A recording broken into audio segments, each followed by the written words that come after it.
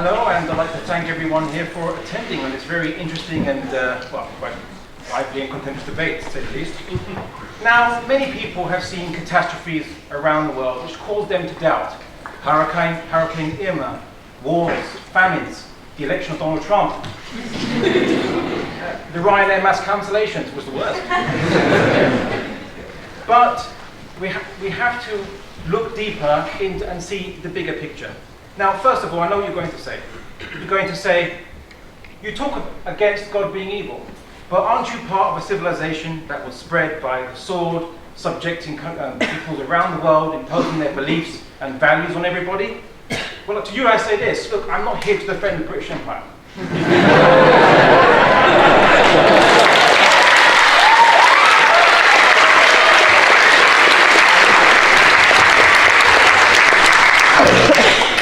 Now, we have to ask this question, is God evil? But we also have to ask, what is your belief regarding God in the first place, before we even answer this question?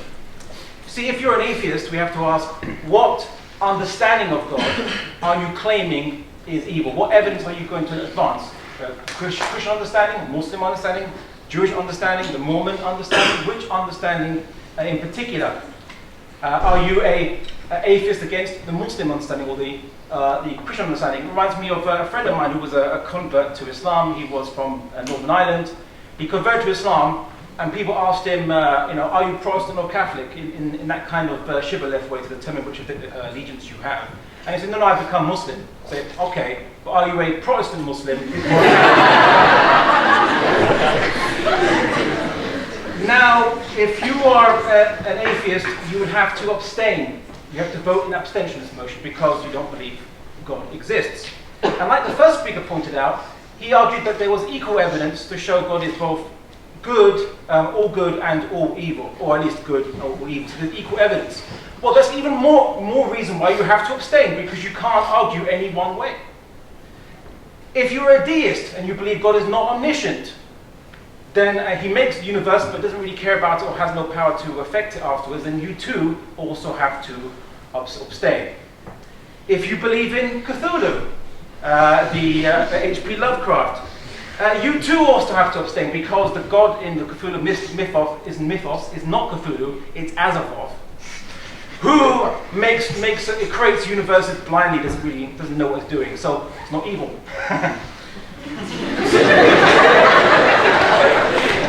So even Cthulhuites have to abstain. So then my real question is really, or rather, where I'd like to take this argument is, what should people who are theists believe? Where should they vote? Well, let's really look at the question. I don't really have to refute the proposition by showing that God is good. I merely have to show that God is not evil. And we look at it, pleasure and pain. We are arguing as to, does God support pleasure or unlimited pleasure, or does he support unlimited pain? And this is where our debate lies. I actually say it's a false dichotomy. You see, you eat to live. You don't live to eat.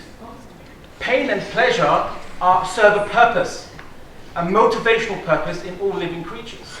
You are averse to pain and you seek pleasure. That actually serves a higher purpose than just itself. It's not an end in itself. And this is where we're mistakenly having this debate.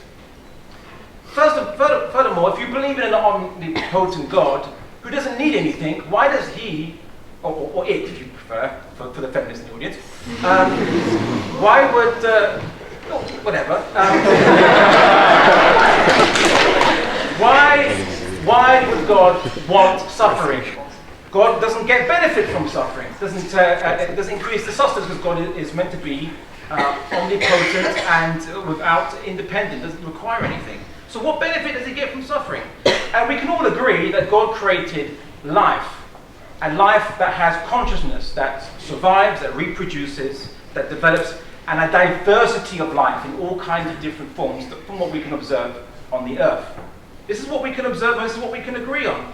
So yes, you might point to individual cases, or even mass sections of cases where there's been deaths or killings or suffering, but on aggregate, life survives. Life perseveres, life develops. And even in those cases of suffering, it is still part of parcel of life. But more importantly, I want to mention something more special than life, consciousness, which is quite interesting. You see, if God was an evil God, why not just leave a barren void? Why create life in the first place with consciousness? Now, I'm not going to answer the purpose of life in this discussion because time is ticking. However, what I will say is that consciousness proves one thing, in fact the only thing that it can prove, is that whatever God intended for us, he intended for us to bear witness to it. That's the purpose of consciousness. And pain and pleasure are part of that experience. It's not an end in itself. That's the mistake we've been making all along. I also say that to say God is evil makes the mistake of anthropomorphization and anthropocentrism.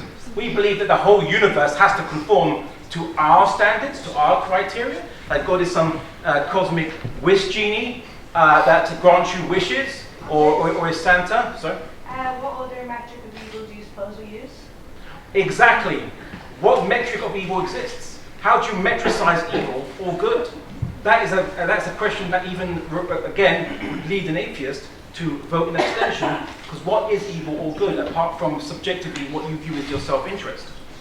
But I'll say this, I don't think God is a cosmic wish genie, which is why we shouldn't be disappointed if he doesn't answer each and every single one of our Christmas wish list. Also, we shouldn't view him as some external interloper that interferes in our life and is telling us what to do, when his presence sustains the very subatomic particles that form the structure of our body. Our very existence, if you're a theist, is constantly sustained by God. So he's not detached from you, or someone that makes demands of you without any reason to. You actually depend on him in the most fundamental sense. So kind of I reiterate, if you are an atheist, you can only vote in abstention of this by the admission, in a way, of the arguments used by the proposition. Likewise, if you are a deist or a Cthulhu worshipper. However, if you are a theist, you can only vote that God, whatever he is and whatever he intends for us and whatever conscience proves, it certainly proves that he's not evil. And maybe as a last point, as a very last point, I have the most definitive argument that God isn't evil.